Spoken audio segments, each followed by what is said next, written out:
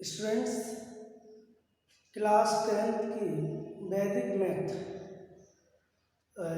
इस टॉपिक को लेकर चल रहे थे। हम पिछले वीडियो में हमने गुणन संक्रिया सिखाई थी और इसके अलावा भाग संक्रिया हम बता चुके हैं पिछले वीडियो में।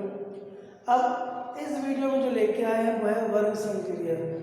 वर्ग संक्रिया मतलब स्क्वायर ऑपरेशन। स्क्वायर कैसे फाइंड कर सकते हैं किसी भी संख्या के, ये आज हम सीखेंगे। तो देखो कैसे करते हैं। किसी भी संख्या का वर्ग अगर याद करना है, ये मैंने एक पूरा चार्ट बनाकर रखा है। ये वर्ग अगर किसी भी संख्या को करना है तो 5 विधियां हैं। एक का नाम है एकाधिकेन पूर्वेण, दूसरे का नाम है आनुरूपेण, तीसरे का नाम है यावगुणन तावगुणिकृत वर्ग योजित, कई बार शॉर्ट में लिखते हैं यावगुणन तावगुणी, या उपनाम है इसका, निखलम भी बोल सकते हैं इसको। और द्वंद्व योग विधि है जो ऊर्ध्व व्याम आधारित है, त्रियक से करते हैं इससे। और संकलन व्यकलन इष्ट संख्या विधि, संकलन व्यकलन या फिर इष्ट संख्या विधि, दो नाम है इसके। तो ये 5 जो है विधियां हैं, इनसे हम लोग वर्क करना सीखेंगे। ठीक है, आप इनका चाहो तो एक बार में स्क्रीनशॉट लेके आप इसको सेव भी कर सकते हैं। पूरा का पूरा चार्ट है जी।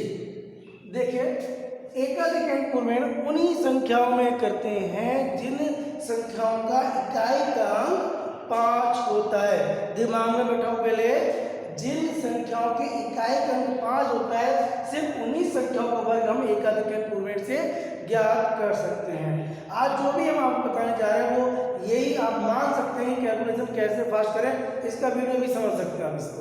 ठीक है, अब देखो आप कितनी जल्दी वर्ग निकालते हैं, आप इसको देख लीजिए।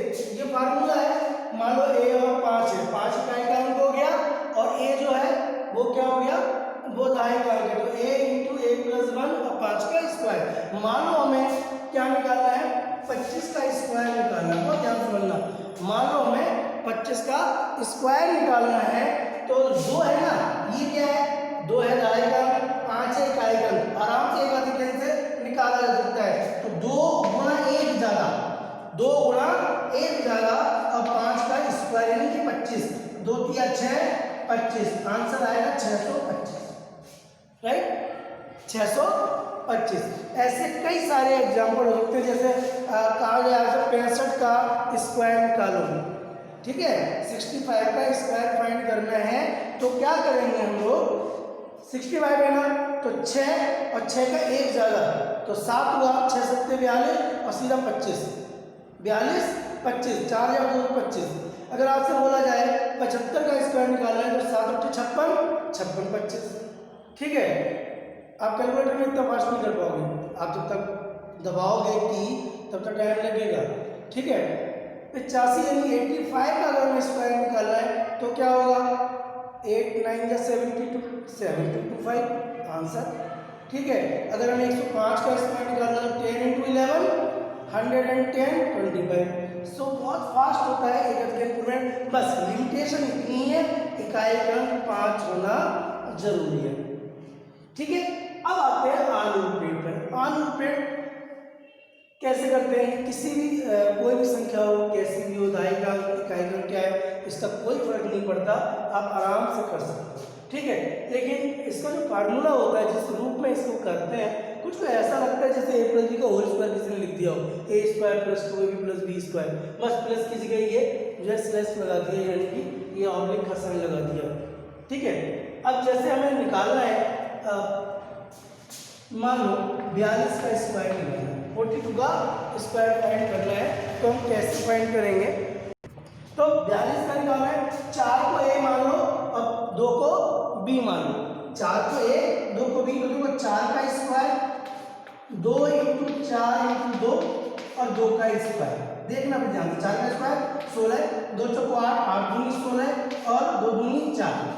हमें क्या करना है, सिर्फ एक ही अंक अपने पास रखना है, 4, ये 6। अब एक अंक बच गया ना, ये लास्ट वाले कॉलम में ले जाओ, जोड़ोगे तो क्या हो जाएगा 17, तो ये 17 हो गया, 6 हो गया और ये 4, यानी कि आंसर हो गया 1700 ठीक है, 42 का स्क्वायर कितना हो गया 1764, 1764। ठीक है, तो ये एक इकाई रखते हैं हर कॉलम में से, एक इकाई लास्ट कॉलम में जितने भी अंक आते हैं वो सारे रख लिए जाते हैं। तो ये इस तरीके से हम निकाल सकते हैं। 74 का स्क्वायर निकालना है, 74 का अगर स्क्वायर निकालना है तो क्या करेंगे, 7 को मानो ए, 4 को मानो बी, इसमें रख लेते हैं 7 का स्क्वायर 2 इंटू ए की जगह 7 और बी की जगह 4 और ये हो गया 4 का स्क्वायर। 7 का स्क्वायर हो गया 49 और 2 सत्ते 14 है और 14 चौको 56 और 16। ठीक है, एक ही एक अंक रखना है हमें, एक यहाँ रखा कि एक जो गया वो यहाँ जुड़ जाएगा। ठीक है, ये हो गया 57। अब 57 में 7 अपने पास रखो, 5 यानी इकाई का अंक रखना है अपने पास और 5 लेके यहाँ जोड़ना है, तो ये हो जाएगा 54। अब 54 के आगे कोई कॉलम नहीं है तो ये दोनों रख लिए जाएंगे। ठीक है, ये अंडरलाइन कर दो। अब जिन अंकों पे अंडरलाइन लगे हैं वो सारे एक साथ लिख लो, 5 4 7 6 यानी 5476, 5476 ये इसका आंसर हो गया। तो इससे आप निकाल सकते हो। कई बार पूछा जाता है कि सर ये तो ठीक है 2 अंकों की संख्या का तो आराम से आपने प्रश्न निकाल लिया, मान लो इसकी जगह 112 हो गया तब क्या करेंगे, तो कोई दिक्कत नहीं, उसमें 11 को ए मानो और 2 को बी मानो फिर कर लेना। उसमें 11 को ए मान लेना है, मतलब 2 भागों में डिवाइड कर देना है। इकाई का तो एक ही अंक रखना है, बाकी जितने बचते हैं उदाई अंक मान के आप इसमें पुट कर दीजिए, गारंटेड आंसर आ जाएगा। तो ये हो गया अनलिमिटेड। अब याद गुणम ताऊ गुणी कत वर्ग चा योजित। ठीक है, अब मान लीजिए ये तो हो गया, हमें निकालना है याद गुणम ताऊ गुणी। फार्मूला देखो n प्लस डी और ऑब्लिक डी का स्क्वायर, मतलब ये हुआ संख्या प्लस विचलन और विचलन का स्क्वायर। और विचलन आपको पहले भी बता चुके हैं, लास्ट वीडियो में, पिछले वीडियो में बताए थे कि क्या होता है, ये होता है संख्या माइनस आधार। ठीक है, अब मान लो 17 का स्क्वायर निकालना है। ठीक है, हमें निकालना है 17 का स्क्वायर। अब 17 का स्क्वायर कैसे निकालेंगे, तो ठीक है 17 तो होगी संख्या, विचलन कितना हो जाएगा, तो विचलन 7 रखो, है ना, क्योंकि अब संख्या माइनस आधार, संख्या हो गई 17, आधार हो गया 10, तो बच गए कितने 7, तो ये हो गया 7। ठीक है, ऑब्लिक विचलन का स्क्वायर ये हो गया 17 और 7 24 और ये हो गया 49। तो 9 तो अपने पास रखो, 4 को इधर लेके जोड़ दो, तो ये हो गया 28, 289 आंसर। 17 का स्क्वायर अगर हम यहाँ तादुनी या निकलम से करते हैं तो आता है इसका 289। ठीक है, अब अगर मान लो हमें 32 का करना है, चलो यहां समझा देते हैं, 32 का स्क्वायर अगर करना है तो कैसे करते हैं। 32 इसमें उपाधार का चक्कर है, पहले भी आपको बता चुका हूं, जिनमें ढाई अंक एक के अलावा और कुछ आ जाए तो वहां उपाधार लग जाता है, 2 होता है 3 होता है तो उपाधार। तो ये कितना हो गया 32 का स्क्वायर। अब 32 के स्क्वायर हमें निकालना है तो क्या है फार्मूला, संख्या प्लस विचलन, यानी 32। अब विचलन कितना आएगा, आप पहले संख्या माइनस आधार किया था, अब संख्या माइनस उपाधार कर लेते हैं। संख्या है 32, उपाधार होगा 30, सही है कि नहीं। अब 30 माइनस करोगे तो 2 होगा विचलन, तो 2 विचलन 2 यहाँ लिखो और यहाँ पे 2 का स्क्वायर कर देंगे। ठीक है, तो ये हो जाएगा कितना 34 और ये हो जाएगा 4। अब इसमें एक थोड़ी सी आपको बता दूं, एक प्रॉब्लम है। अब प्रॉब्लम क्या है, वो प्रॉब्लम ये है कि चूंकि उपाधार आया पहले भी हम लोग करते आए हैं। ठीक है, अभी हमने शुरुआत में इसलिए नहीं लगाया आपको कि आप कहीं कंफ्यूज ना हो जाए, लेकिन वो अंतर इतना सा है, अब इस पूरे के आगे उपाधार अंक लगा दें ऐसे। ठीक है, अब आ जाएगा इतना अंतर, जो आधार है, आधार में हमने जो है कुछ भी नहीं लगाया था आगे, क्योंकि आधार में जिसके अंत में 1 होता है, चलो अच्छा 1 का गुणा भी कर देते हैं तो भी क्या फर्क पड़ेगा। ठीक, तो अब 3 चलो 12 का आंसर है, 1 3 और 1 10 और ये 4। ठीक है, ये तो एक ही अंक है ना, 1024, ये आंसर हो गया किसका, 32 की स्क्वायर। ये उपादान है ना, तो उपादान का भी लिख लेते हैं। उपादान हम बोल देते हैं सब बेस, उपादान को सब बेस बोलते हैं, तो यहाँ पे हो जाएगा एस एन प्लस डी और डी का स्क्वायर। एस बराबर उपाधार अंक। चलो अब ठीक है ना, हमने दोनों फार्मूले बना दिए, तो ये इससे आप कर सकते हैं। अब बचा क्या, द्वंद्व योग विधि और संकलन व्यकलन इस संख्या विधि। अब हम द्वंद्व योग विधि से करते हैं। चलो कोई भी एग्जांपल लेके अब कोई भी संख्या लेके आप एग्जांपल लेके समझाने की कोशिश करते हैं। मान लो हमें 2 3 4 234 का स्क्वायर निकालना है, कैसे निकालेंगे ये हम बता रहे हैं आपको, द्वंद्व योग विधि। ठीक है, तो इसमें क्या होगा, पहले एक काम करते हैं, 2 का डी निकालते हैं। डी मतलब होता है द्वंद्व योग, शॉर्ट में लिख रहा हूं मैं। फिर 23 का करते हैं, ऊर्ध्वयाम याद आ रही होगी आपको, 23 का डी, और फिर है 234 का डी। फिर क्या हो जाएगा, फिर खाली बचेगा 34 का डी, और फिर हो जाएगा 4 का डी। ठीक है, 2 का डी, एक अंक का द्वंद्व योग क्या होता है, वो होता है ए स्क्वायर, यानी कि 2 का स्क्वायर। 2 अंक का क्या होता है, वो होता है 2ac प्लस बी स्क्वायर। ये फार्मूले 2 अंक का है ना, 2ab, ये फार्मूले आपको याद करने पड़ेंगे। तो 2 × 2 × 3, ठीक है,